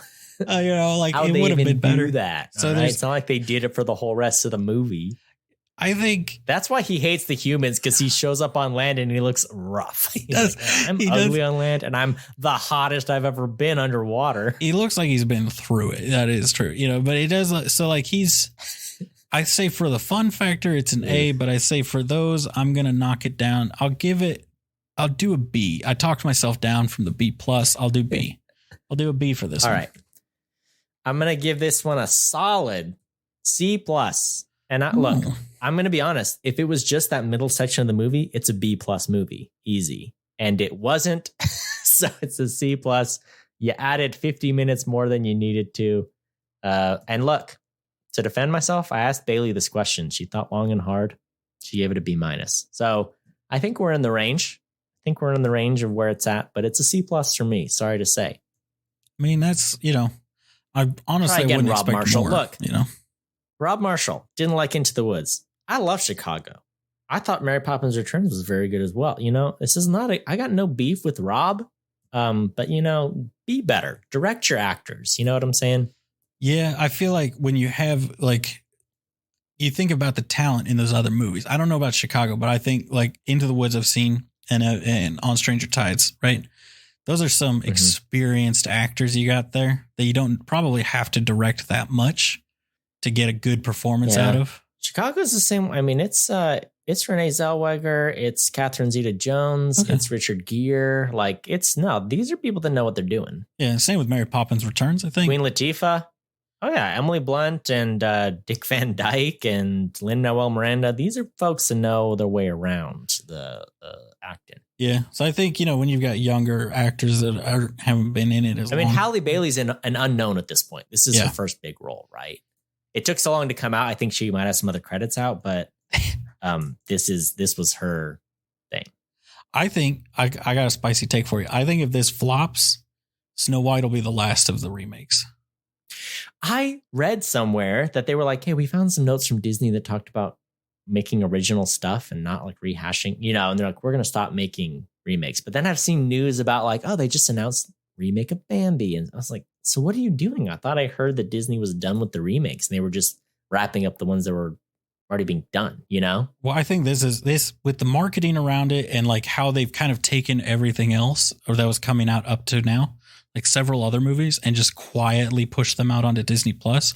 I feel like anything that's in production, if this goes down, is going to get all of its budget slashed and quietly put out on Disney Plus. But with Snow White, you can't do that. Like, I feel like it was Snow White. Tiffany and I were talking about it. If that looks like, if they do a review of it, right, and it test reviews bad, I would be shocked if they didn't just say yeah, we decided to restart production on it or something. Just be scrap the entire finished movie and do it again, do it better, because that's one where I'm like, you can't, as Disney, put out a bad remake of Snow White, right?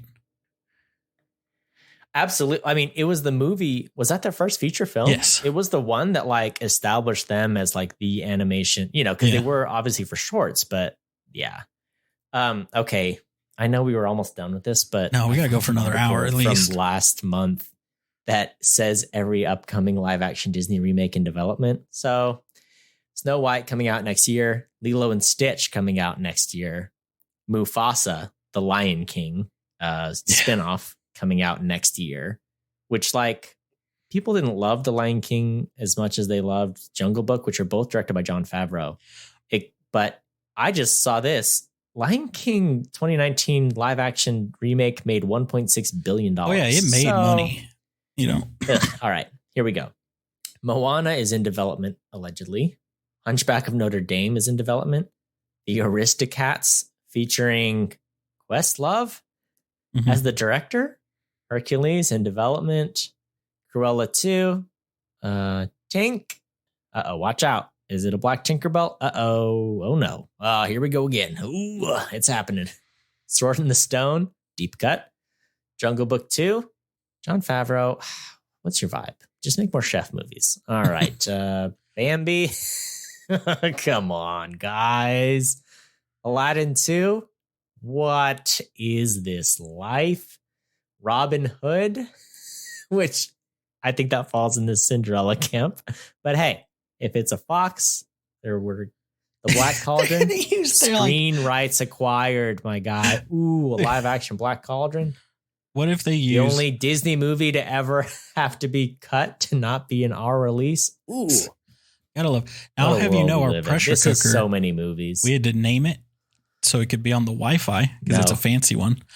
We do call it the Black Cauldron. Tiffany's never seen the movie. And I'm like, oh, it's Lord of the Rings, but with a pig. You have seen it or you haven't seen it? I have. I grew up with this movie. I freaking love Black Cauldron. It's terrifying. And everybody's like, what is it? I'm like, it's Lord of the Rings with a pig. Tell me I'm wrong, Cody. That's what it is. You got it. You got it. And, man. Yeah. So I'm not excited about, I would say about 92% of these live action Look at that list. With the exception of Cruella 2 and Snow White, all of those could easily be cut way down in budget to basically be TV movies and quietly like released regularly onto the streaming, onto just Disney Plus. And I don't think if they're smart, they won't do that. They'll just cancel anything that's not far enough into production for it to be worth it. But like, just put those, like you can keep them coming out. They'll be bad, but the people will sign up for Disney Plus to watch them. Right. I don't think it's a good strategy. But I like think it only Bob Iger, his whole thing when he just came back into power and he's like, yeah, we've been pushing out way too much stuff and it's not quality. Yeah. So we need to rethink this. We need to slow these projects down. We need to, and that's how it should be. When you're a studio like that, it should be like, hey, Disney dropped a movie. Everyone's going to go see it. Like, whereas now that is not the case, but I get it too. Cause like if they have every Disney movie on Disney Plus, then like, a lot of families are going to subscribe to that service. I don't know. I think you think about like the Disney Renaissance in the 90s and how every one of their animated movies was quality. But then at the same time, they were pushing out all these direct to TV and direct to video sequels that just weren't nearly as good. And so it's like, do you want that to be your studio's name? Or do you want it to be like, hey, we made a great animated movie and we left it at that, So I don't know. What are you going to do? Here's the thing though, I would say, right? If I told you 2 years ago that Pinocchio and Peter Pan, we'll say, are going to come out with little to no marketing. They're just going to be kind of like dropped out on Disney Plus. There's not going to be a theater run for them at all. Would you believe me? No. Pinocchio. Not Robin. What's his name? The pandemic also put him in a weird spot because like the Mulan remake was just kind of dropped as well. That was one they were like, I guess this is it. We're just dropping it on Disney Plus, and I don't know. That one coincided too, like with there was a big like a lot of people that would have still gone to see it wouldn't watch it because of a whole like controversy about them like pandering to China more, but China also didn't like it because it didn't pander to China enough. And also, let's be real. I don't know if you know about this. But there is 100% a way better, higher production value, better acted, better everything, like Mulan movie made by a Chinese studio that is like the original Legend and everything. And so everybody's like, if you want to see a movie about the original like Mulan Legend, right, that's the better one to watch. Well, it would be like, what Lord of the Rings movie are you going to watch? Are you going to watch the 70s animated one, or are you going to watch the Peter Jackson trilogy? Like, yeah, well, it'd be like if they came out the same watch year. The Peter Jackson trilogy. Yeah. So, dude. Well, it's our longest episode in a minute. Sorry, everyone, but also not sorry because I had a lot to say. Yeah. Ugh. Anything else, Tyler? No. Please say no. There you go. Yeah. I think we're going to see the remakes die off. I think their production machine is just such a beast that you can't really stop it. So they've just got to let things fall off the end before they can really start firing again. You know, I just wonder how this is going to be remembered by Disney adults and Disney historians in the future. Like I said, the late 80s and 90s were the Disney Renaissance, and there were all these hit movies, and they were all so good. What are we going to think about 2010 to 2024 when we dropped, a dozen Disney live action remakes, including a few that were just like, this is on Disney Plus. Tom Hanks is in it. What? Yeah. I mean, it's like, was it the early 2000s, right? There was just a ton of straight to DVD, straight to VHS. Yep. Hercules 2, Lilo and Stitch 2, Aladdin 4. Yeah. Probably going to be similar looked at that. Like these will be looked at as straight to DVD kind of videos, or movies. They were just, no one knocks Disney for having those because the originals were so good, but it was like a period of like, what are we even doing here? Do you know Elemental came out? Remember the Lady and the Tramp live action? Yeah. That was another Disney Plus guy. Yeah. Alrighty. Want to thank everyone for sticking it out. What are you still doing here? Thanks for listening. You can find us on the internet. You can hit us up on social media at Opinion Havers. And until next time, watch movies and have opinions. They have 2 untitled films coming out end of this year. What? I don't know. It's Wild West out here.